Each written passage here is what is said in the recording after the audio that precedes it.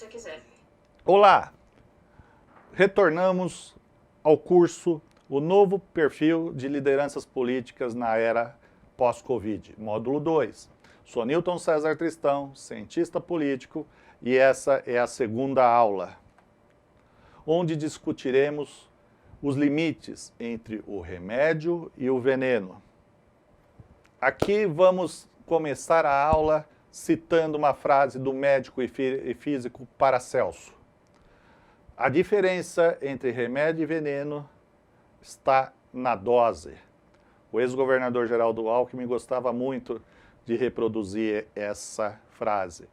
Ou seja, os limites entre dar certo algo ou ser um completo desastre está na dose que nós vamos implementar nas nossas ações. Um exemplo muito claro, até para não perder a oportunidade, é o ex-presidente Donald Trump, que há poucos dias, deixou a presidência da República, né? Onde a narrativa, a construção da narrativa dele de uma eleição fraudada acabou culminando no segundo pedido de impeachment através daquela desastrosa invasão do Capitólio. Ou seja, ali foi onde a dose extrapolou a dimensão do remédio e se tornou um veneno. O primeiro presidente a sofrer um segundo pedido de impeachment, né? Agora eu quero citar algumas frases da deputada estadual Janaína Pascoal, né? A deputada que teve a maior votação na história do estado de São Paulo e do Brasil, né? Nunca nenhum deputado alcançou a votação que ela obteve, né? Aqui tem a fragmentação de algumas citações na Folha de São Paulo, né? Houve uma decepção com pessoas que se apresentavam como nova política. Essa coisa de muito bater, muita internet, alvoroço, cansou a população. São pessoas que vivem no mundo virtual. Falta um pouco de conteúdo e precisa menos redes sociais e ouvir quem pensa diferente. No lugar de aprender com os erros, repetem os erros. Nós estávamos discutindo na aula anterior os limites que as redes sociais nos impõem. Isso ainda não é muito claro para muitas pessoas, mas da mesma forma que um discurso ele se torna contundente e vai avançando, na medida que ele começa a ultrapassar determinados limites, ele inicia um processo inverso, um processo de esgotamento e talvez trazer, inclusive, a negação daquilo que você vinha acompanhando e acreditava, né? Como, por exemplo, eu citei na aula anterior a questão da vacina, né? Algo que era combatido como, inclusive, com a utilização de meme, hoje praticamente gerou um consenso da necessidade de se vacinar. E aqueles que continuam tratando esse tema da mesma forma, passam a ficar cada vez mais isolados dentro das redes sociais. Então, enquanto administrador, estrategista, assessor e assim por diante, nós temos que ter uma noção muito clara dos limites, do que é remédio e do que é veneno, para não nos tornarmos vítimas de nossas próprias formulações, né?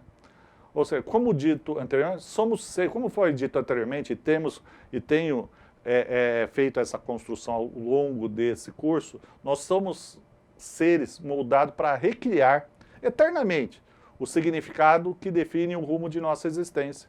Ou seja, em cada momento da nossa história, seja daquele ponto onde saímos das cavernas ou saímos da África para povoar o mundo, a todo momento nós construímos uma nova essência do que é ser humano.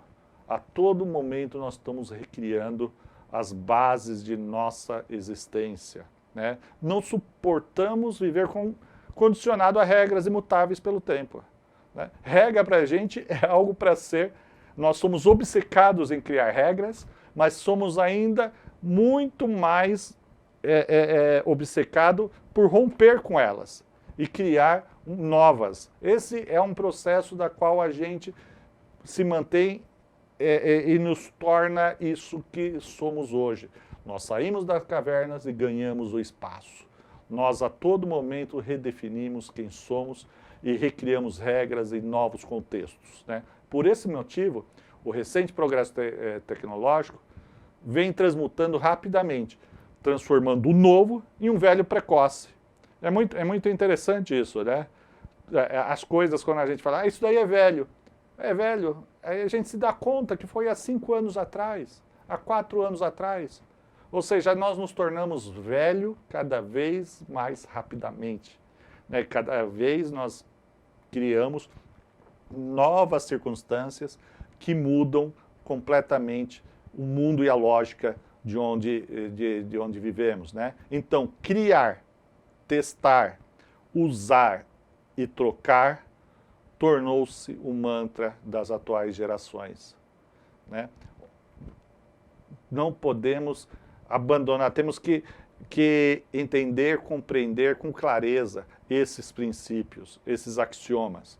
Ou seja, criar, testar, usar, trocar, ele é um princípio básico. Ou seja, a sociedade espera isso, a sociedade espera a renovação, a sociedade quer que a renovação seja um processo continuado, né? E temos que entender, e as redes sociais, elas potencializam esse princípio do ser humano dinâmico, moderno, que está avançando e recriando a realidade para algo melhor. Aí nós precisamos entender o seguinte, a pseudo-nova política. A nova política é porque me parece que essa nova política veio muito mais como um processo de retórica do que questões práticas, né? Contudo, ela semeia a possibilidade do surgimento do outro, do novo mais consistente, né? A pseudopolítica que chegou recentemente ao cenário nacional já começa a dar sinais de esgarçamento, que foi aquela questão do velho precoce. É engraçado, né? Se a gente pensar que o Bolsonaro ele está aí há praticamente, quer dizer, 2 anos, a sensação que nós temos que é uma eternidade. Não parece que o Bolsonaro é nosso presidente há 20 anos? Dada a intensidade do relacionamento que as redes sociais propiciaram, né?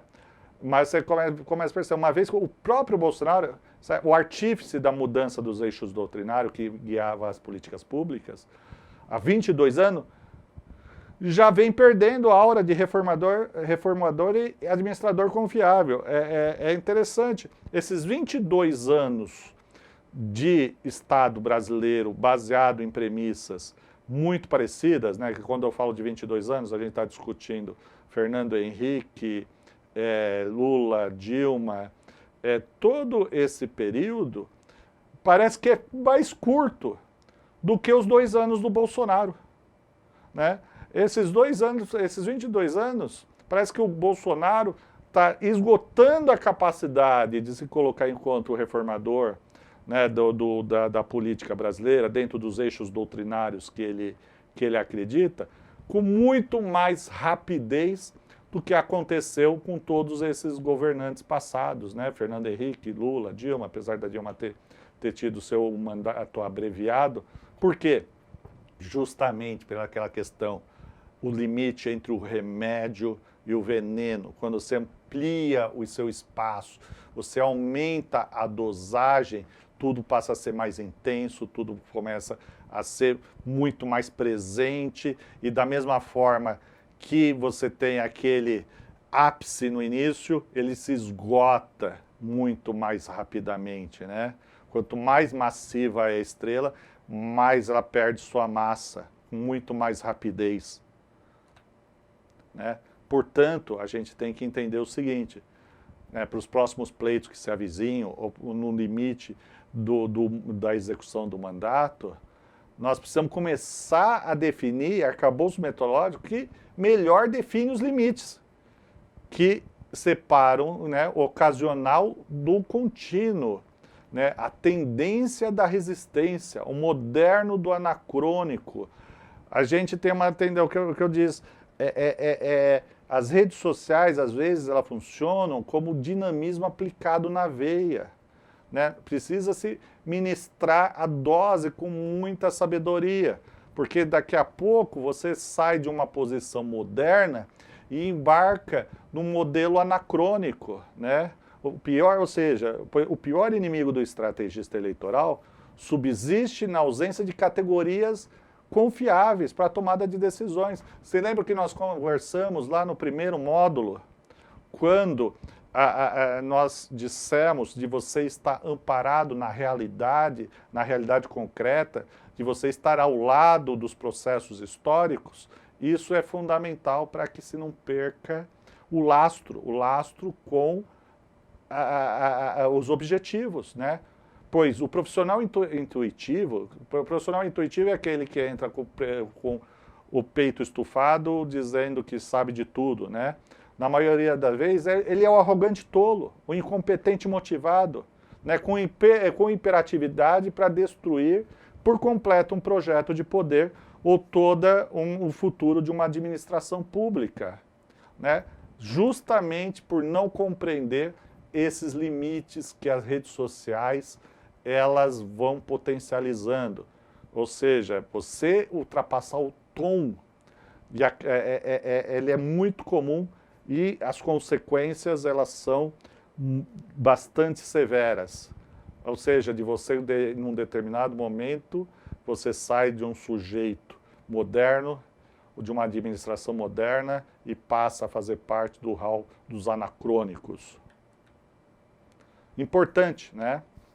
Tanto as campanhas eleitorais, né, como os governos, são, mas vamos nos ater às campanhas, são os institutos que utilizam enquanto sociedade organizada para definir a classe dirigente, né, que é essa classe dirigente que ocupa assento nas instâncias do establishment nacional, né? Logo, tendemos a crer que o processo seja permeado por gente ilustrada, com qualidades excepcionais, que é o que nós estávamos dizendo, né? Os incompetentes motivados, hoje, eles são um dos principais elos de desagregação de projetos de poder, né? Ledo engano, né? Na verdade, tanto o poder, tanto a construção das administrações, como o staff político dentro das campanhas eleitorais, eles são, na maioria das vezes, com gente, envolvidas por gente que não passam de imbecis, estúpidos, incompetentes, para realizarem leituras apuradas ou contribuírem com alicerces mais relevantes, né?